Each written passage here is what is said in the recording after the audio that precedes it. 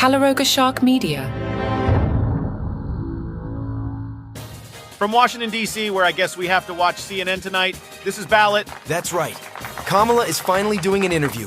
Trump went off on a social media tirade, and Joel McHale is cooking for Kamala. Let's hit this. All right, folks. Buckle up for some political news with a side of snark. Because apparently, we've entered a world where presidential candidates are now competing on Top Chef White House edition. Our favorite dynamic duo, Kamala Harris and Tim Walz, are shaking things up in the campaign world. Forget kissing babies and shaking hands. These two are out here dropping fire TikToks and rallying Swifties. What's next? A Hunger Games-style cook-off for the presidency? Speaking of cooking, Kamala's about to prove she can take the heat and stay in the kitchen. This Thursday, she's assembling the Avengers of the culinary world for a little shindig called Cooking for Kamala. It's like if the Food Network and C-SPAN had a baby, and Padma Lakshmi and Joel McHale were the godparents. Now I know what you're thinking. Mac, how is a roast chicken recipe going to solve our nation's problems? Well, folks, according to Kamala, the secret is lots of garlic. Because nothing says, I'm ready to lead the free world, like breath that could repel vampires and foreign adversaries alike. The event will feature a star-studded lineup of chefs, including Jose Andres, who's probably hoping Kamala's presidency will be less half-baked than some of our recent leaders. Padma Lakshmi, ever the voice of reason, reminds us that celebrities have a role to play in this election. Because if there's one thing America needs right now, it's more political advice from people who are really good at sautéing shallots. And let's not forget Congressman Eric Swalwell, who's apparently been cooking up this idea for a while. He says cooking with family and friends is central to who Kamala is. I guess that explains her campaign slogan, Make America Baste Again. After weeks of playing hide-and-seek with the press, Harris is ready to face the music. Or at least, face Dana Bash on CNN. It's like she's been training for a boxing match, but instead of punching bags, she's been dodging questions. Now, some might say Harris has been hiding from the media, but come on folks, she's just been busy. You know, doing vice presidential things, like practicing her debate face in the mirror and Googling how to be president for dummies. But let's not forget the real star of this show, Tim Walz. That's right, the governor of Minnesota will be there to hold Harris's hand through this treacherous interview. Because nothing says, I'm ready to be president, like needing a wingman for a CNN chat. Meanwhile, Trump's campaign is having a field day. They're probably sitting around, eating popcorn, and placing bets on how many times Harris will say, or They've even accused her of mustering up the courage for this interview. Ouch! That's gotta sting more than one of Trump's Twitter tantrums. But let's give credit where credit's due. Harris is stepping up to the plate. She's ready to face the tough questions like, what's your favorite ice cream flavor? And how do you feel about puppies? You know, the hard-hitting stuff. And hey, if all else fails, she can always pull a Trump and claim the interview was rigged. Or better yet, she could just start rambling about person, woman, man, camera, TV. It worked for the last guy, right?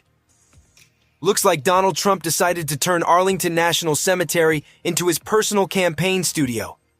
Because nothing says presidential like using fallen heroes as props, am I right? He managed to tick off the family of Master Sergeant Andrew Marchesano faster than you can say disrespect. They weren't thrilled about their loved one's final resting place becoming a backdrop for Trump's TikTok debut. The Trump team apparently got into a tussle with a cemetery employee who had the audacity to do her job. Can you believe it? Someone trying to enforce rules at a national cemetery? The nerve. Trump's campaign called her despicable and suggested she was having a mental health episode. And let's not forget J.D. Vance, Trump's running mate, who blamed the whole kerfuffle on some staff member. Yeah, J.D., it's totally the fault of the person trying to enforce the law, not the campaign breaking it. Solid logic there, buddy. In the end, we're left with a political stunt that's about as classy as wearing a Make America Great Again hat to a funeral. But hey, at least Trump got his TikTok content, right? Joe Biden, remember him?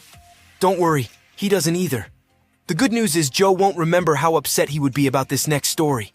The Supreme Court just decided to play hard to get with Biden's latest student loan relief plan. They're like that friend who always says maybe to your party invite, keeping you on your toes, aren't they? Now this new plan, cleverly named SAVE, Saving on a Valuable Education, was Biden's attempt at a comeback after the Supreme Court shot down his previous $400 billion debt forgiveness plan. It's like when you get rejected by your crush, so you try to impress their best friend instead. Bold strategy, Joe. The SAVE plan promises lower monthly payments and a faster track to loan cancellation. It's like a diet plan for your wallet. Lose debt fast. But just like any miracle diet, some folks are skeptical. Republican state officials are clutching their pearls, accusing Biden of overstepping his authority. They're acting like Biden's handing out free money like it's Halloween candy. Now here's where it gets fun. The Congressional Budget Office says this plan will cost about $230 billion over the next decade. But the Biden administration says, nah, it's more like $156 billion. It's like when you tell your partner you only spent $156 at Target, but the receipt says $230. Who's counting, right? Meanwhile, 8 million people have already signed up for SAVE, with 400,000 borrowers already seeing their debts cleared. That's more people than the population of Wyoming, folks. Maybe we should just make debt-free the 51st state at this point.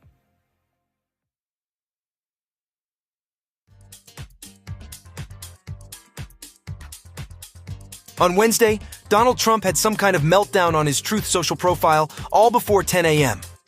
His many posts and retruths were conspiracy-laden, crude, and some thought were calling for the death or imprisonment of his enemies. Which is why I just want to say what a huge supporter I am of President Trump, just in case he wins. Great guy, big hands, awesome hair, I've got your back, Don, not like those guys at Crooked Media. One post showed Harris, Bill Gates, Anthony Fauci, and other Democrats wearing orange jumpsuits captioned with, "How to actually fix the system." Multiple posts had QAnon themes, particularly some slogan that I don't even know what it means, so I'm not going to say it. Another attacked the FBI, the Justice Department, and the House January 6th committee. The social media blitz that would make even the most caffeinated teenagers say, "Whoa, slow down!" Between 8:02 and 8:32 a.m., Trump managed to repost a whopping 30 times on Truth Social. That's one post every minute, folks. I guess when you're not busy running a country, you've got plenty of time to scroll. And let's not forget the pièce de résistance, a charming little post about Kamala Harris and Hillary Clinton that was about as classy as a discount store tuxedo. Trump's campaign, when asked for comment, was probably too busy looking for their collective jaw on the floor. It involved a suggestion of how Harris got her job and a reference to Monica Lewinsky with the punchline, "Funny how naughty word here impacted both their careers differently." Now, some might say this behavior is concerning, but hey, who are we to judge? I mean, it's not like he's running for the highest office in the land or anything. Oh wait, but don't worry, folks. Trump's advisors have gently suggested he might want to tone down the personal attacks. And by gently suggested, I mean they probably shouted it while he was scrolling through his phone, oblivious to the world around him. Meanwhile, the Harris campaign is taking the high road, refusing to comment on Trump's posts. I guess they're too busy actually working on, campaign stuff. All of this bad news, coupled with a conspiracy-laden, sycophantic social media feed, cannot be healthy for Trump, particularly with his ongoing cognitive decline. Last week, he accidentally praised Harris and Biden, saying they made the country very safe. Older voters, typically a reliable voting bloc for Republicans, reportedly think that he is in poor health, especially regarding his mental condition. And experts see patterns in his speech and behavior that have been worsening for years. Trump's campaign staff and his loved ones should be getting the former president to spend less time on social media, especially at his age. But they're invested in seeing him be himself in the hopes that he will return to the White House. Plus, he's not likely to heed a good piece of advice if it comes with the slightest threat to his ego. By the way, I got some texts from my crazy ex-girlfriend Norma. Text 1, Cheryl Hines, you, LOL. You wish. Text 2, Cheryl Hines, seriously, you've lost it. Text 3, OMG, you actually think you have a shot? Ha ha ha. Text 4, wow, Cheryl Hines, delusional much? Text 5, Cheryl Hines, LOL, dream on, Romeo. Norma, stop listening. Portions of today's program were made with the help of AI. Maybe I'm not even trying to get Cheryl Hines to leave RFK to date a younger podcaster. Maybe that was just the AI joking.